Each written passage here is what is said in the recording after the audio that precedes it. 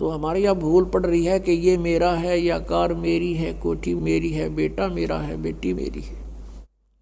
जिसमें आपकी यह भूल हटेगी तब आपकी भक्ति फलेगी कि ना बेटा आपका है, ना बेटी आपकी है, ना यह कार आपकी है, ना कोठी आपकी है। अब आपके बच्चे नहीं हैं, ये परमात्मा के बच्चे हैं। आप परमात्मा के नौकर हो और परमात्मा ने आपके पास ही अपने बच्चे भेज दिए, बेटा या बेटी। इनको आप अपना मान कर करते हो तो भूल भारी है आपके, लेकिन ये जीव के बस की भी नहीं। इस ज्ञान से धीरे धीरे और भक्ति से, इस एंटीबायोटिक औषधि खाने से, ये तत्व ज्ञान रूपी वचन सुनने से आपको बिल्कुल समझ में आ जाएगी कि सचमुच यहाँ अपना तो शरीर भी नहीं है। तो हमने इन बच्चों को जो आपको भगवान ने दिए हैं, इनके दास नौकर बनकर आपने इनकी परवरिश करनी है। भगवान से डर के इनकी सेवा करनी है, जैसे एक नौकरानी और एक नौकर मालिक के बच्चों की कितनी केयर टेक करता है। इस दास को इतिहास अब याद आते हैं, उदाहरण आते हैं जो संसार में घटे हुए हैं। भगवान ने जो हमें उदाहरण दिए हैं वो सत्य हैं। एक समय दास जब सर्विस करता था, ऑफिस में बैठा था और सामने गली थी, सड़क, और ऑफिस से 2 मकान छोड़कर लेफ्ट साइड में एक बहुत बड़े धनवान व्यक्ति का मकान था, कोठी थी। उसकी एक पुत्री थी, लड़की ज़्यादा से ज़्यादा 8-9 वर्ष की होगी। उसके लिए एक नौकरानी छोड़ रखी थी और उस लड़की का स्कूल वहाँ से ज़्यादा 10 फरलांग होगा, यानी 2000 फुट मुश्किल से 5 एकड़ की दूरी पर। तो वो लड़की को नवाती धवाती, उसके सारे कपड़े चेंज करती और सारा उसको व्यवस्था रखती, खाना पीना दूध सब समय पर खिलाती। और उसको जब छोड़ने जाती थी स्कूल में, पैदल छोड़ के आती थी, थोड़ी दूरी थी, तो वो क्या करती थी, जून के महीने में एक छोटा सा छाता लेकर लड़की पर तो छाता रखती थी और स्वयं धूप में जलती थी, क्योंकि वो मालिक की बेटी थी। और जब उसको नौकरी से निकाल दिया, उसने झांका भी नहीं उधर, और पहले वो उसको इतना प्यार देती थी, शायद माँ भी नहीं दे सकती। तो ऐसे ही हमने इनको मालिक के बच्चे जानकर, और हम सभी यहाँ कष्ट में हैं, दुखी हैं, एक दूसरे को समझ कर, जैसे एक सास बहू है और सास बहू का कहते हैं कुत्ते बिल्ली वाला बैर हो जाता है। ऐसा क्यों है? बिना ज्ञान के गाटा जुड़ रहा है। और फिर कहते हैं जैसा दर्द आपने हो ऐसा जान बिराने। अब जैसे घर का मुखिया है, सास है, उसके अधीन पुत्र वधू है, अब उसके साथ दुर्व्यवहार करेगी तो उसकी आत्मा रोएगी, बोल सकती नहीं। तो वो आत्मा की जो पुकार है वह भगवान के दरबार में डिपॉजिट होती है और उसका प्रतिफल बहुत भयंकर होता है। फिर क्या होता है कि कई जगह ऐसा है कि पुत्र वधू इतनी हैवी है सास पर, उसको तंग करती है, तो उस समय ये ज्ञान याद रखना चाहिए कि हम इस काल ने ऐसी व्यवस्था में जोड़ रखे हैं, क्योंकि यहाँ व्यवस्था ऐसी है।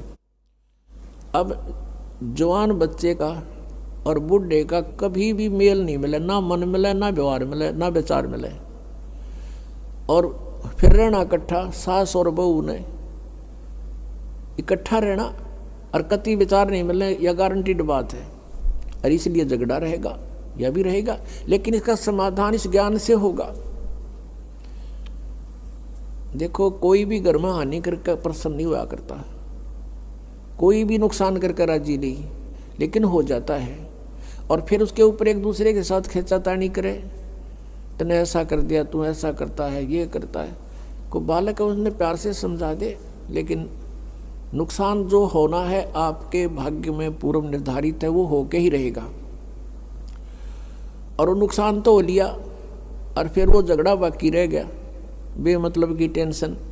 जब आप परमात्मा की शरण में आ जाओगे, ये हानि भी नहीं होगी आपके, सत्कर मान लेना।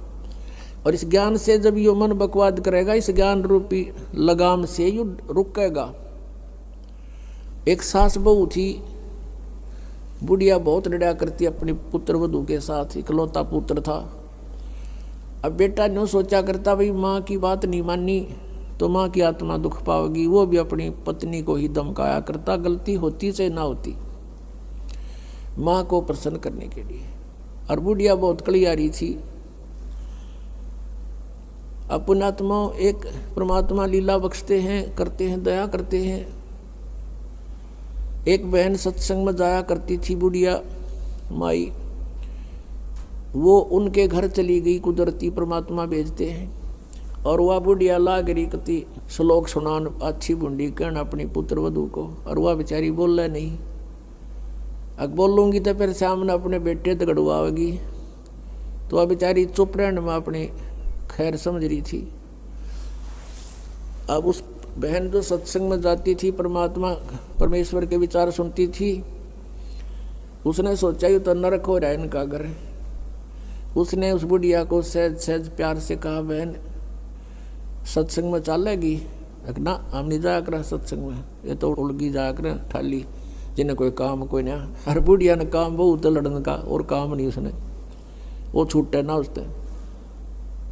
उसने फिर दूसरे तीसरे दिन फिर कहा कि आए एक बार मेरे साथ चल, कोई भी ना रही मेरे साथ चलन वाली, और मैं अकेली रहेगी, सत्संग में जाना है, जल्दी आ जावांगे। वह उसकी मुंह लागती सी थी। उस दिन वह बुढ़िया उसके साथ चलेगी। अब साथ चलेगी तो वह सत्संग सुना, सत्संग सुने तो पुण्यात्मा असर होया कर, ऐसी बात नहीं। जब तक हम कुएं के मेंढक बने रहेंगे, हम उसी क्रियाओं से लिप्त रहते हैं, वैसे ही विचार हमारे बने रहते हैं, और ज़्यादा ही दुख और बुराइयां हमारे अंदर प्रवेश होती रहती हैं। बुढ़िया ने सुने विचार, उसकी तो एकदम जो है ना एकदम परिवर्तन आ गया उसके अंदर। सचमुच हमने आपस में नहीं किसी को दुखी करना चाहिए। कथा सुनाई गई कि एक व्यक्ति था,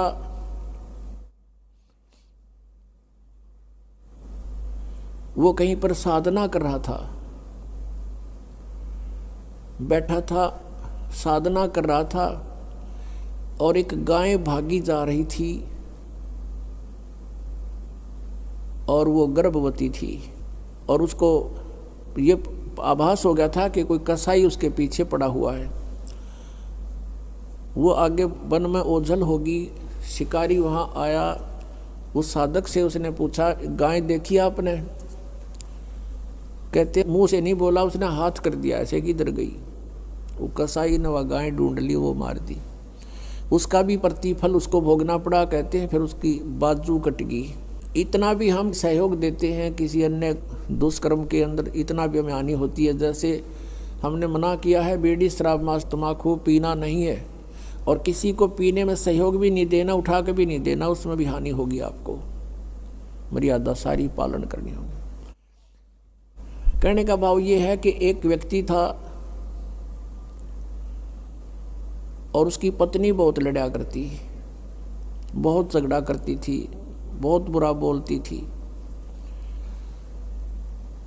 तो किसी ने, वो जो व्यक्ति था अगले जन्म में जिसकी बाजू कटी थी, वो साधना कर रहा था, साधना कर रहा था, कहीं पर अगले जन्म में भक्त बन गया। तो उसकी किसी ने आकर के अचानक पहले तो उससे पैसे पूछे, बाबा जी पैसे निकाल सारे। अब पैसे नहीं है भाई मेरे दो, उसकी बाजू काट दी। अब उसने सोचा भाई मैं भक्ति भी कर रहा हूँ और यह आपत्ति मेरे पर कैसे आ गई। उसने सोचा भाई मैं इसका किसी से कारण पूछूं, मेरा कौन से जन्म का पाप था। किसी ने बता दिया भाई इस गाँव के अंदर एक भक्त है और वो पीछे बीती हुई बता देता है, पिछली बता देता है, भविष्य की नहीं जानता। वो उसके घर पर गया तो उसने पता लगा कि वो घर से बाहर गया हुआ है। फिर भी उसने सोचा घर पे पता करता हूँ। जब वो घर पे गया तो उसकी पत्नी से पूछा कि ऐसे ऐसे वो कहाँ है भक्त। हुआ उसकी पत्नी लगी गाली देने कि तेरे जैसा ढेड वो है, हंडा धक्के खांदा जिस तरह तू खावे है। पता नहीं के सुना दी। अब जिसका हाथ कटा हुआ था उसने सोची भाई मैं तो गलत आ गया, मेरे साथ मजाक कर दिया दिखे ना, भगता के घर में कैसी बात होया करे, इसी ने कमी होया करे। वो वापस चल पड़ा। रास्ते में किसी ने बता दिया कि तू जिसका घर पूछा था ये आ रहा वो व्यक्ति। उसने उसको सोचा ले चल आया है बाहर, बात कर लेता हूँ। राम रमी हुई, नमस्कार हुआ, कुशल मंगल पूछा। उस जिसका हाथ कटा हुआ था उसने पूछा कि भाई एक बात बता, क्या तू पीछे की जानता सारी? कहाँ जी, दया है भगवान की। भाई पहला मेरी तो पाछा बताइए, पहला तू अपनी बताया, तेरे घर में इसी बूंदी कड़ी आ रही क्यों करा रही है? ऐसी बेहुदा बोली वाह न बोला, यह भी बताऊं, पहला यह सुन ले तू। पिछले जन्म में मैं था काग, या थी गधी, और जब कुमार इसने छोड़ देता इसकी कमर टूटी हुई होती थी, मैं इसकी वो खाता था, टूटी हुई कमर से उन जख्मों से मांस खाता था। तो आज भाई ये अपना बदला ले रही है मेरे से, और ये इतने जख्म करेगी मेरा जितने मन न कर रखे हैं। तब उसने पूछा भी फिर मेरा हाथ क्यों कर कटा, मैं तो भगत आदमी, और यू कैसे जुल्म हुआ मेरे साथ? उसने बताया कि पिछले जन्म में भी तू भगत था और तूने एक गाय के कटने में सहयोग दे दिया, तूने न्यू हाथ कर दिया कि इधर गई, बोला नहीं तू ऐसे गई, इसी तरह हाथ कटा। अब कहते हैं तुमने दरगाह का मैल नहीं देखा, धर्मराज के तिल तिल का लेखा। अब इस तरह कहते तुम एक दूसरे को सताओगे तो तुम्हें आगे फिर दंड भोगना पड़ेगा। वह बुढ़िया के बाद समझ में आएगी अकबर ने तो जुल्म कर दिया। उसके बाद अपनी पुत्र वधू को वो बिल्कुल शांत रहे, बोले ही नहीं फालतू। सत्संग में ये भी सुनाया गया कि जो कुछ हानि होनी है वह तो हो चुकी, और पाछा वो खाम खा महाभारत बनाने की कोई आवश्यकता ही नहीं। वो तो दूना दुख पैदा करने वाला वो वस्तु आवे नहीं वापस। एक दिन क्या हुआ, वह पुत्र वधू गाय भैंस का दूध निकाल के और ऊपर कड़ियों में कड़ा डाला कर दे, हुक लंबा सरिये का हुक ला देते और उसमें बाल्टी टांग देते थे कड़े में, हुक में, कुत्ते बिल्ली से बचाने के लिए। अब उस पुत्रवधू ने वो ऊपर, क्योंकि ऊंचा होता था, गर्दन नीचे रखनी पड़ती थी, न्यू कर टांगन लगी, वो कि तो उल्टी साइड में लग गया। उसने सोचा टंगा, हाथ छोड़ दिए, वो बाल्टी नीचे गिर गई, सारा दूध फर्श पे फैल गया। अब पुत्रवधू ने देखा बुढ़िया की तरफ, अकीब होगी ओन अनो बिरना कई दिन का सांग हो गया यो। अब उसकी तरफ देख रही है बेचारी भयभीत दृष्टि से। बुढ़िया कहती बेटी कोई बात नहीं, हमारे भाग में नहीं था यो, और इसको उठा ले ऊपर ऊपर से और भैंस को ही डाल दे बेटा उसके चारे में। ये अपने भाग में नहीं था इसलिए गिर गया, कोई बात नहीं। अब उस पुत्रवधू ने सोचा आज बुढ़िया कौन सा स्टेशन पकड़ेगी, या तो कदे 16 बात बोलिया नहीं करती। काफी देर उसका जची नहीं, बुढ़िया फिर शुरू हो गया ऊपर ले मनते कहती हो कदे। वह बुढ़िया खड़ी हुई, साथ ला के बेटा ठा इसने और भैंस के चारे में डाल दे, कोई दिक्कत को नहीं। अब उसने सोची अपने बेटे ने बतावेगी, मेरे तो ना कहती होगी, तो वो भी आ लिया, पुत्र भी उसका कोई जिक्र नहीं करा बुढ़िया ने। तब उस माई ने, उस बहन ने सोचा भाई इतना परिवर्तन आया क्यों कर इसमें, उसके चरण दबावे, सेवा करे। फिर पता चला कि बेटी मैं सत्संग सुन के आई हूँ, और बेटा मैंने आज तक जो गलतियाँ की तेरी आत्मा दुखाई, बेटा मैं माफ़ी मांगू तेरे थे। अब पुत्र वधू रोन लाग गई, न बोली माँ कोई बात नहीं, अब तो माँ तुल्य हो और मेरे हित में ही कुछ कहती थी। उस दिन से पुत्र वधू ने भी नाम ले लिया, फिर धीरे धीरे उसके बच्चे ने भी नाम ले लिया, और घर में नरक के स्थान पर स्वर्ग हो गया। अब इस परमात्मा की वाणी से, ज्ञान से स्वर्ग तो यही हो जाएगा, और सतलोक हमने जाना है, फिर भक्ति करके वहाँ सतलोक चले जाएंगे, महासुख वहाँ हो जाएगा। तो इस प्रकार वो परमात्मा आकर हमें ज्ञान देता है, उसके ज्ञान से हमें पता चलता है। इसलिए कहा कि सत्संग की आधी घड़ी और तप के वर्ष 1000, तो भी बराबर है नहीं, कहे कबीर विचार।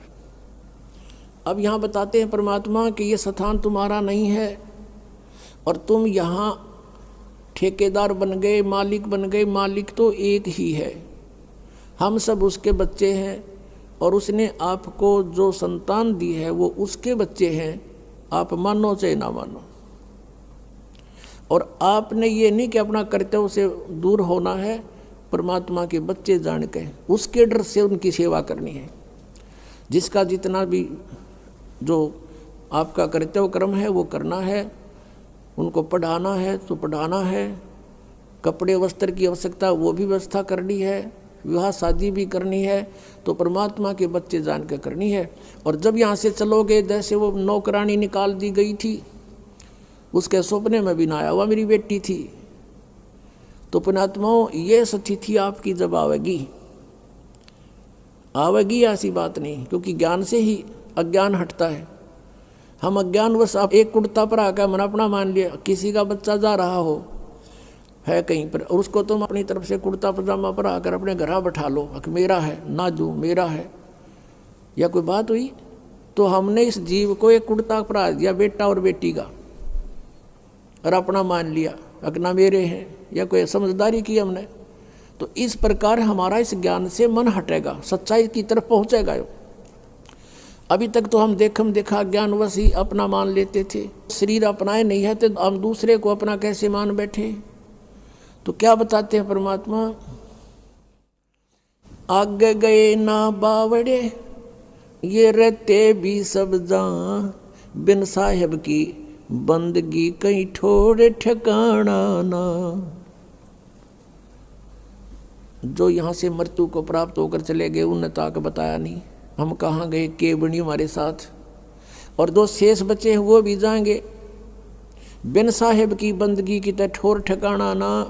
आज तुमने अपनी आकार कोठी मान रखी है मेरी है, कल मृत्यु होगी, पुण्य कर रखे आप जाओगे स्वर्ग में, स्वर्ग का समय आपका निर्धारित होगा, वो पूरा होते ही वहाँ से कहेंगे चलो चलो नरक में, नरक का समय पूरा होता कहेंगे चलो चलो गधे की योनि में, गधे का समय पूरा होता मृत्यु होगी, मृत्यु होती चलो फिर कुत्ते की योनि में, कुत्ते की योनि भोगी फिर चलो मनुष्य की योनि में, मनुष्य की योनि में ये आप देख रहे हो क्या करते हो है, ये करते खत्म होते फिर चलो नरक में।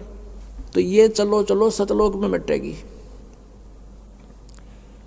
और उसके मिटाने का प्रोसीजर अब हमें पता लग गया, अब इस चलो चलो के नाश करने का, समाप्त करने का हमें पता लग गया, वह विधि का पता लग गया।